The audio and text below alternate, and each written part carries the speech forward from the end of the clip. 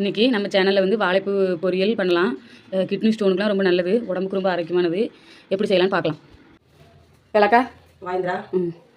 வாழைப்பூ கட் பண்ணி எடுத்துட்டீங்களா? ஆமாம், வாழைப்பூ கட் பண்ணி எடுத்தாச்சு. வாழைப்பூ கட் பண்ணி எடுத்தாச்சு. ஜீரகம் 1 டீஸ்பூன் ஜீரகம், சின்ன வெங்காயம், மஞ்சள் தூள், மிளகாய் தூள், தேவைக்கு தக்கன கடுகு, ஒரு 5-6 பல் பூண்டு, தேங்காய். இது மாதிரி எப்படி செய்யலாம்னு பார்க்கலாம். விளக்கா இனிமேல் ஸ்டவ் பற்ற வச்சிட வேண்டியதுனா? ஸ்டவ் பற்ற வச்சிடலாம். நல்லா காஞ்சிச்சு. இப்போ எண்ணெய் ஊற்றிக்கலாம். 2 டீஸ்பூன் உங்களுக்கு தேவைக்கு தக்கன எண்ணெய் ஊற்றிக்கோங்க. எண்ணெய் காஞ்சதும் கடுகு போட்டுக்கலாம். நல்லா எண்ணெய் காஞ்சி கடுகு போட்டாச்சு. கடுகு பொறுக்கிட்டு இருக்கு. நம்ம அடுத்தால கட் பண்ணி வச்சுக்க சின்ன வெங்காயம் சேர்த்துக்கலாம். சின்ன வெங்காயம் சேர்த்தாச்சு. சின்ன வெங்காயம் கொஞ்சம் வளர்ந்த பிறகு கொஞ்சம் கிளி கொடுப்போங்க. கரண்டி வச்சு இது பண்ணிக்கலாம். நம்ம அப்புறம் கருவேப்பிலை போட்டுக்கலாம்.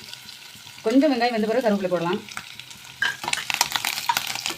இந்த கருவேப்பிலை பொரிஞ்ச பிறகு வாழைப்பூவை உள்ளே ஆட் பண்ணிக்கலாம்.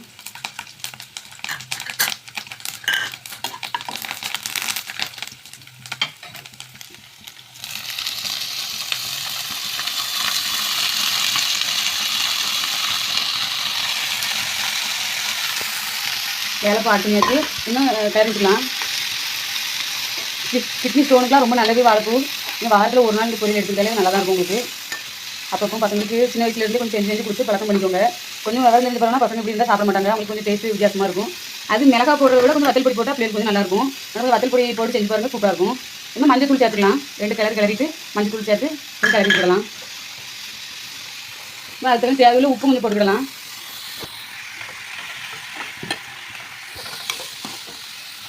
நல்லா மஞ்சள் தூளை நல்லா கிளறி விட்டு அப்புறம் தேவையான உப்பு கொடுக்கோங்க.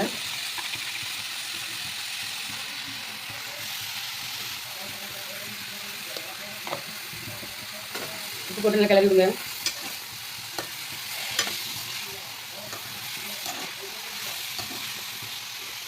அப்புறம் கொஞ்சம் நேரம் மூடி வச்சு வேக வச்சுக்கிடலாம். ஒரு 5 நிமிஷம்.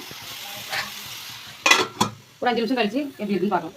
வாழைப்பூவை க்ளோஸ் பண்ணி வச்சு ஒரு 5 நிமிஷம் ஆகிட்டு இப்போ ஓப்பன் பண்ணி பார்க்கலாம் எப்படி இருக்குன்னு. ஒரு 5 நிமிஷம் ஆகிட்டு பாருங்கள். பின் அழகாக அப்படியே சைடாக சுற்றி பபிள்ஸாக இருந்து பாருங்க. தண்ணி ஆட் பண்ண வேண்டாம். ஏற்கனவே கழுவிட்டு நம்ம வச்சுருக்கோம். அந்த தண்ணி போதும் வாழைப்பூக்கு. சிம்லேயே வச்சுருங்க. ஒரு 2 நிமிஷம் கழிச்சு சிம்மில் வச்சு ஒரு 5 நிமிஷம் கழிச்சு ஓப்பன் பண்ணி பாருங்கள். இப்போவும் வாழைப்பூ பச்சை வாசனை எல்லாம் போயிட்டு ஓப்பன் பண்ணி பார்க்கலாம் எப்படி இருக்குன்னு. இதை பாருங்கள், அழகாக சூப்பராக இருக்குது. பச்சை வாசனை எல்லாம் போயிட்டு இனிமேல் இது சாப்பாடுக்கும் வச்சு சாப்பிடலாம், காரக்குழம்பு வச்சு சாப்பிடலாம், சும்மா கூட ஸ்பூன் போட்டு அழகாக சாப்பிடலாம். வெறுமனையாக கூட உடம்புக்கு ரொம்ப நல்லது. நமக்கு வாழைப்பூ பொரியல் சூப்பராக ரெடி ஆகிடுச்சு. பாருங்கள், நல்லா அழகாக நல்லாயிட்டு. நீங்கள் என்ன சொல்கிறீங்கக்கா? வாழைப்பூ ரெடி. வாழைப்பூ பொரியல் ரெடி. நாளைக்கு பார்ப்போம். பாய்.